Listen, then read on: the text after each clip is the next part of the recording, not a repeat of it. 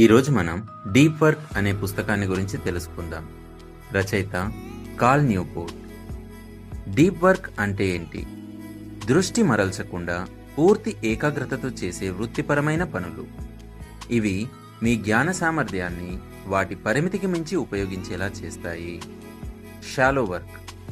ఇది తక్కువ జ్ఞాన సామర్థ్యం అవసరమయ్యే మరియు సులభంగా అనుకరించగలిగే పనులు. ఉదాహరణకు సాధారణ ఈమెయిల్స్, మీటింగ్స్ వంటివి. డీప్ వర్క్ ఎందుకు ముఖ్యం? ప్రస్తుత డిస్ట్రాక్షన్ యుగంలో డీప్ వర్క్ చాలా అరుదైన మరియు విలువైన నైపుణ్యంగా మారింది. క్లిష్టమైన విషయాలను త్వరగా నేర్చుకునే సామర్థ్యం. డీప్ వర్క్ ద్వారా మీరు కొత్త మరియు క్లిష్టమైన సమాచారాన్ని త్వరగా గ్రహించి నైపుణ్యాన్ని పెంచుకోవచ్చు. ఉన్నత స్థాయి ఫలితాలను ఉత్పత్తి చేయడం. అవుట్పుట్ ఈజ్ ఈక్వల్ టు సమయం ఇంటూ ఏకాగ్రత తీవ్రత. పూర్తి ఏకాగ్రతతో చేసే పని తక్కువ సమయంలోనే అధిక నాణ్యత గల ఫలితాలను ఇస్తుంది. డీప్ వర్క్ అలవాటు చేసుకోవడానికి 4 నియమాలు. డీప్ వర్క్ చేయడం.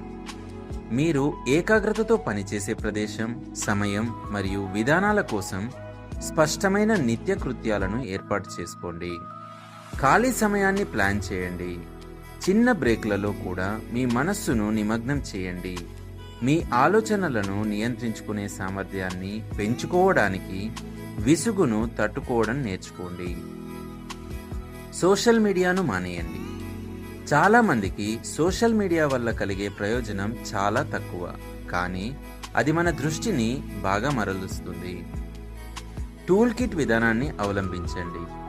పనికి స్పష్టంగా సహాయపడే సాధనాలను మాత్రమే ఉపయోగించండి. నిస్సారమైన వాటిని ఖాళీ చేయండి.